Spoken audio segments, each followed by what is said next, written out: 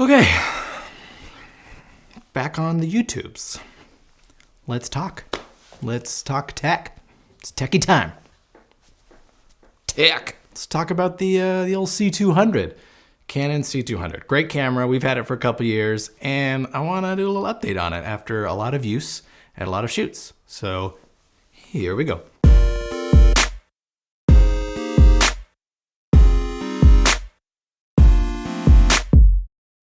Canon released the C200 in May of 2017, so it's been almost 3 years since that camera's been out, and it was really groundbreaking at the time for its small size, the ergonomics of it. It was exciting because the C100 had been out for such a long time with no real update in sight, so this was kind of like oh, okay, all right, C200 in between the C100, the C300, interesting. 4K MP4, great, we've been wanting that for a while. Internal RAW, didn't ask for it, but I'm stoked, that's cool.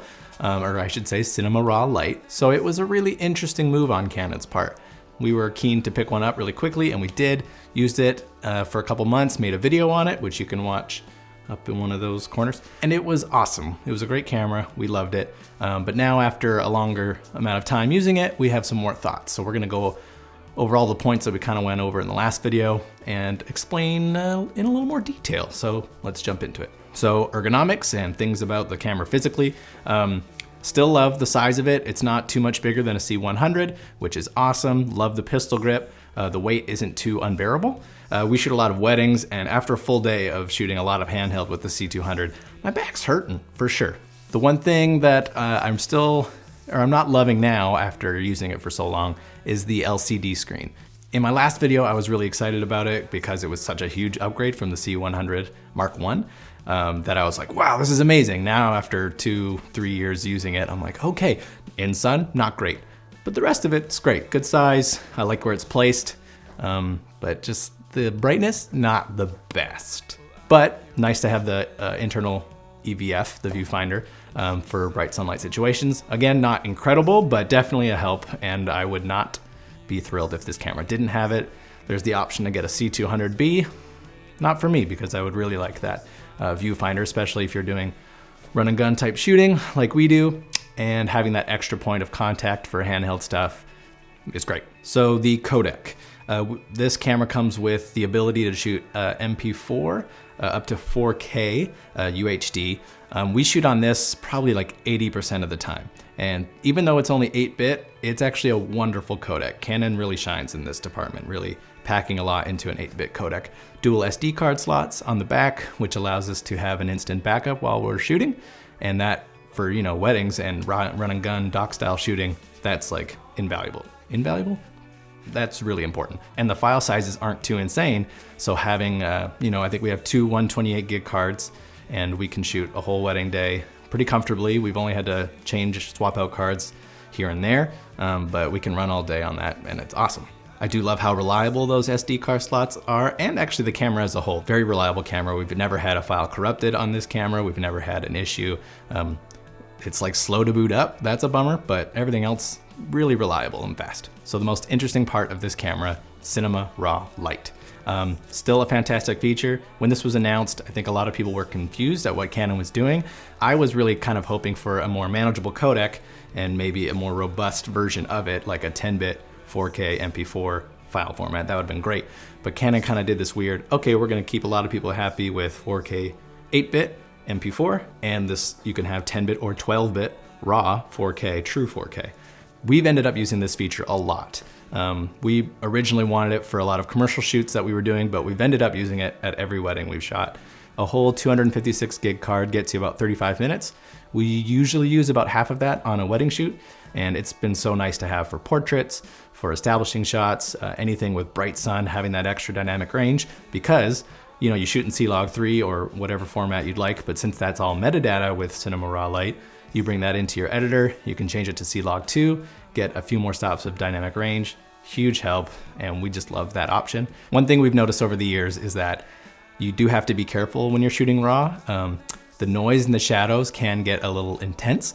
You definitely want to be careful about how you expose your image. So we found that it's better to overexpose the image a little bit because this camera retains highlights quite well. So if you bring that down a bit in post, save your shadows, you're good to go. The autofocus in this camera is great. That was one feature we were really excited about, and that's why I'm not holding it right now and I'm shooting on it, because when I do this, it tracks it pretty good. I have a Sigma lens on here right now. It doesn't work great with Sigma glass, works best with Canon glass, but is a really nice feature. We don't use this feature as much as we thought we were going to, but it is such a nice feature to have, knowing it's there. It could be that I'm just so used to manual focusing on a C100 that I don't use this all that often, but when I do, it's great. For aisle walks at weddings, I usually shoot on like a 135 f2 Canon lens or an 85 1.4 Canon lens, and it's so nice to be able to just focus on my composition, being able to get a nice tight shot of the bride's face, seeing the groom for the first time, and the autofocus 80% of the time does exactly what I want it to do. I wouldn't trust it completely. If I didn't have another backup camera, I likely would opt for manual focus just to be safe. But if you have a safe shot and you feel like you can trust the autofocus, I say do it, because yeah, it usually does the trick. So low light performance, I'm still very happy with the low light. My original opinion was I wouldn't go over about 10,000 ISO, and that remains to be true. I wouldn't go past that. It gets a little noisy, especially in dark scenarios, but for the vast majority of our shooting, that is not an issue. But the question remains, is this camera worth it in 2020?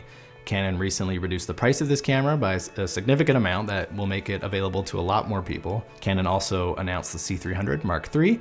They've teased the Canon R5 that has a very promising spec sheet, and it's very interesting. A lot of us are really excited about. And the 1DX Mark III. All right, Editor Mac here, jumping in for a second. When I shot this, I did not preface that I am primarily talking about Canon cameras. There are many other great brands that have awesome camera offerings, like Panasonic with their S1, their S1H, their whole EVA line. The GH5 is still a wonderful camera. Blackmagic with their pocket cinema cameras. But I'm a Canon shooter. I have so many EF lenses, and I want to stay in that world. I love the color science. So that's why I'm primarily talking about Canon cameras. Okay, back to the video. So is the C200 worth it when those cameras are great other options and the R5 is coming? If you are a commercial shooter that shoots a lot of corporate stuff, a lot of doc style shooting, and you want good ergonomics, not too heavy or bulky of a camera, you want autofocus, you want raw options, good codecs, internal NDs, all that stuff, then this is a very compelling option, especially at the reduced price. You should really look at this camera. If you are a wedding shooter, I would think twice. I would maybe wait. With that R5 announcement by Canon, it's very exciting what that camera could be, especially with 8K RAW. I don't get it. That's crazy. First Canon camera to have IBIS, and for wedding shoots, that's super handy to have, especially if you do any handheld shooting or even with the gimbal. Weddings with C200 and a gimbal, not great. You're gonna break your back. So I don't know. I would say wait for the R5. But if you do have the money and you're sure you want to jump into the cinema line, the C200 is an awesome option. So is it worth it? Cliche answer of it depends. But for me, someone who shoots a lot of weddings, a lot of corporate stuff, I have loved it, and I don't see myself selling it anytime soon. Okay, enough talking tech. Hope this video was helpful. If you have any questions or comments, leave them in the comments below. If you want to like this video and subscribe, we would very much appreciate it. Until next time, see ya later. Sign off. Don't have a catchphrase. Don't know what to say at the end. Bye. What the? Don't know how you guys are doing in quarantine, but my wife cut my hair today. And she did a pretty good job. I was nervous, but she did a pretty good job. It was good. Gotta remember to stand up, like have good posture. Does this look good?